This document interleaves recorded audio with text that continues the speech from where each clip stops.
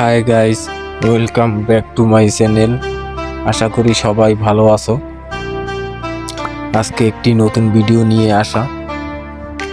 Cartoon video কিভাবে তৈরি করে বা তৈরি করা যায়, অনেকে এই ভিডিওটি দেখেছো, হয়তো গ্যালারিতে কিভাবে সেভ করে তা সবাই জানো না বা বুঝতে পারছো না। এটা নিয়েই অনেকের সমস্যা। অনেকে কমেন্ট করো যে দাদা এটা বুঝতে পারি নাই কিভাবে গ্যালারিতে সেভ করা যায়। তাই তোমাদের জন্য এই ভিডিওটি